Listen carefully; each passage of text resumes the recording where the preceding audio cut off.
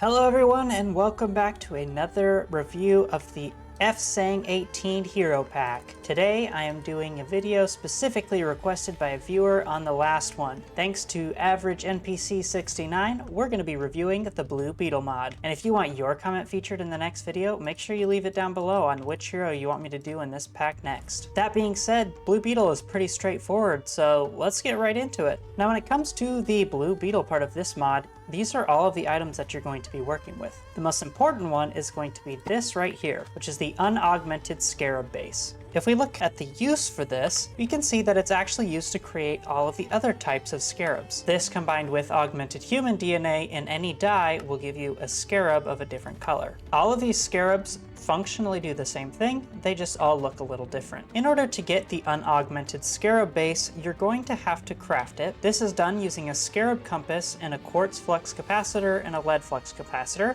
The lead is just a lead circuit with lead, gold, and redstone flux crystals, and this is just lead, iron, and gold. The quartz flux is a lead flux with nether, copper, and 3 redstone flux crystals. So besides the quartz, it's not that expensive to get. But the last ingredient, the scarab compass, this is where it gets a little challenging. In order to get it, you actually have to come to one of these. This is a dig site, and this is added in the PantheonSent mod. This is a dependency of the FSang18 mod, so you have to have this installed to even run FSang18. If you've seen my last video on PantheonSent, which I highly recommend, if you've seen that PantheonSent video, you know that these suspicious sands inside of this dig site can contain the treasures you need in order to get the scarab. If you're unfamiliar with actually doing archaeology in Minecraft, which is a vanilla feature by the way, if you just come up to any suspicious looking block like this one and hold a brush and right click,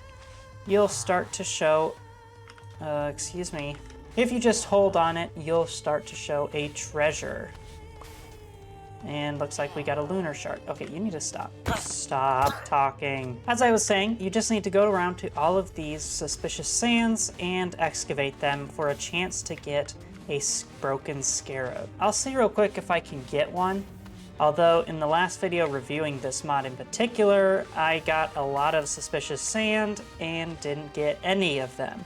Another thing to note though is that you don't just want to do the top layer, you can actually go down a little bit and there's more suspicious sand underneath that you can find. You'll know there's no more when you get down to sandstone. Yeah, I did not get one out of this dig site, so I'm gonna cheat one in, but if you're playing this in survival, you just have to go and find another dig site somewhere in the desert. I did think I forgot to mention that, but you will have to go to a desert in order to find one of these dig sites, so some exploring and archaeology will be involved. Side note, these barrels here actually do contain some things to help you with your archaeological dig. But like I said, I'm not gonna go looking in vanilla for all of these, I'm just gonna cheat it in. But this is what a broken scarab looks like. Once you pull this out of the suspicious sand, you'll then have to come over to this restoration table. You'll then put a broken scarab compass with an ancient gold shard, which you should have gotten at least one of doing all of your digging in this dig sites, and then you can craft the scarab compass. The scarab compass will let you point to the Khonshu Temple, which is for the PantheonSent mod, or you can use it to create the unaugmented scarab base,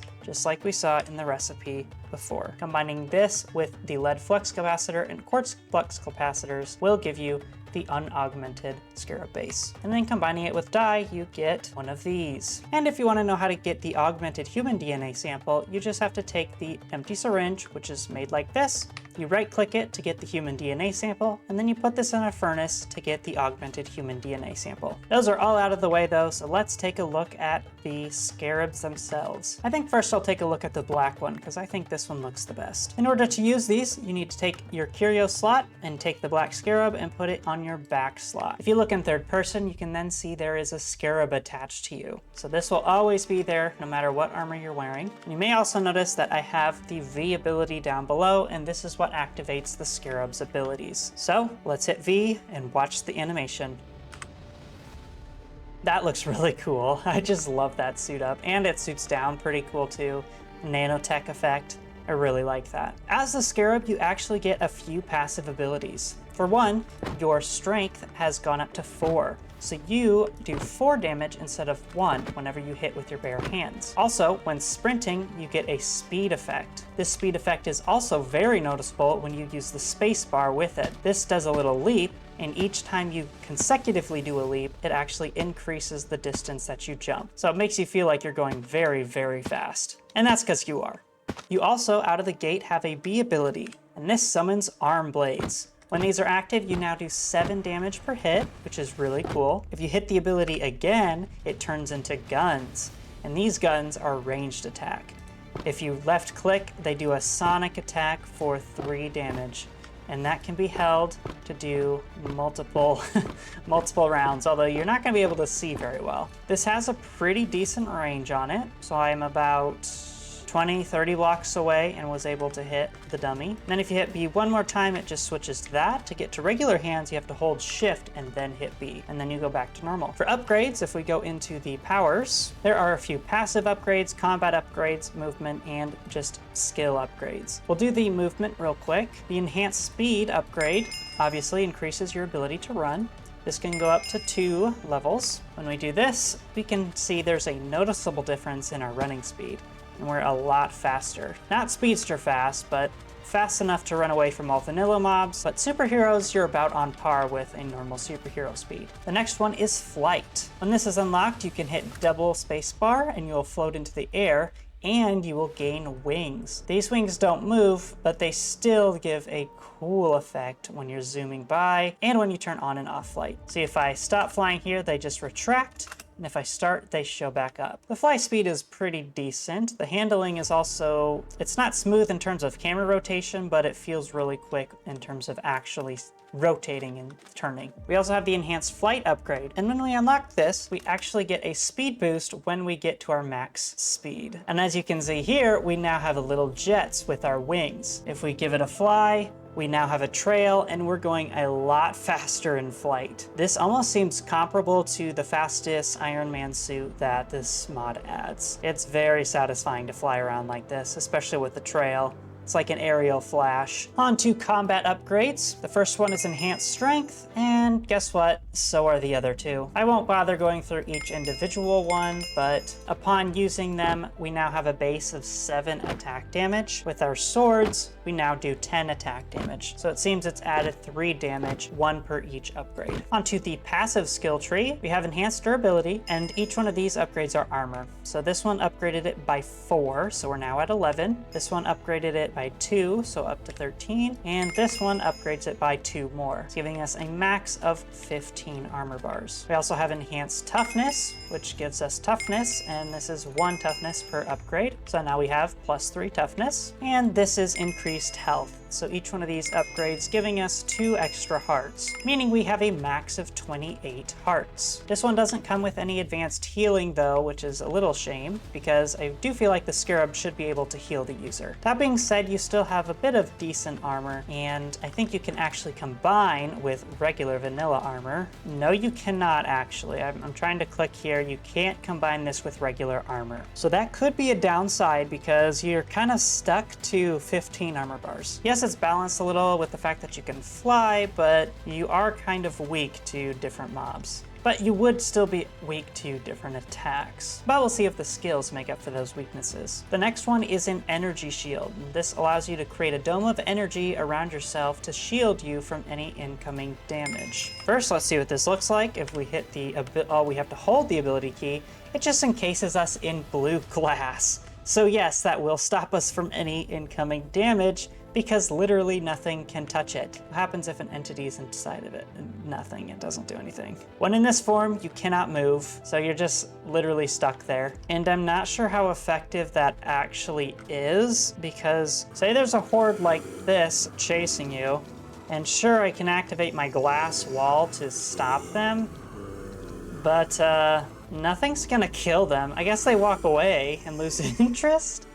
But as soon as that pops up, they just come back, so kind of a bad upgrade. Let's just take these guys out in style. I do kind of wish there was a sound effect for this ray, because it seems a little, it just seems less fun to use when there isn't any pew pew sounds. The next upgrade is the energy beam. This costs 20 levels to get, and when we hold M, and it shoots lasers out of the little arms on your wings. That does 4 damage a tick, so it's pretty powerful. Should be good for helping some of those zombies. It doesn't cause any fire or anything, and it does run out of energy pretty fast, but the cooldown is actually pretty quick to recover. The final upgrade is the energy sword, and this is a more powerful version than the arm swords. So if we activate it, it creates this cool energy blade, and if we attack, this actually does 15 damage with our strength upgrade. So this is almost strong enough to one-shot a bunch of zombies, but it'll have to two-shot them.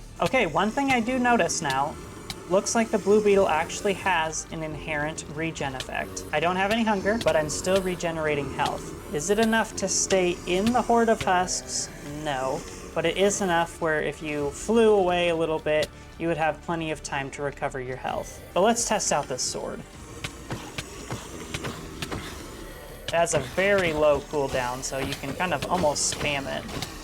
Yeah, you should have no problem using this to take out hordes of zombies. That is all of the abilities, though, of the Scarab. All in all, for the price, it's actually a pretty good suit. It's kind of a mid-game suit, which is probably why it doesn't have the full armor.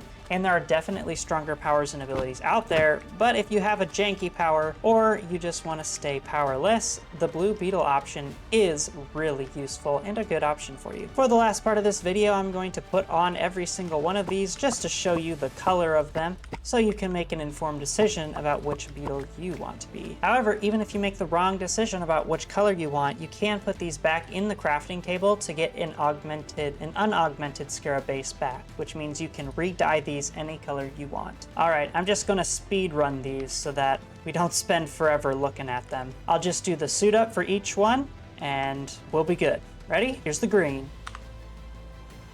Here's the red. Here's the orange. Here's the purple. Here's the yellow. Here's the lime. Here's the cyan. Here's the brown. Here's the pink. And finally, the OG Blue Beetle. After seeing some of the colored ones, I actually think I like them better than the black version. But let me know down below what favorite color you have of the Blue Beetle. Well, that's gonna be it for this video. It was short and sweet, but that's the Blue Beetle. Again, if you have any other hero you want me to look at specifically, let me know down in the comments below and I'll be sure to make a video about it. That being said, that's pretty much all I had. If you liked, make sure you subscribe, make sure you leave a comment, make sure you like, and I'll see you in the next video. See you later.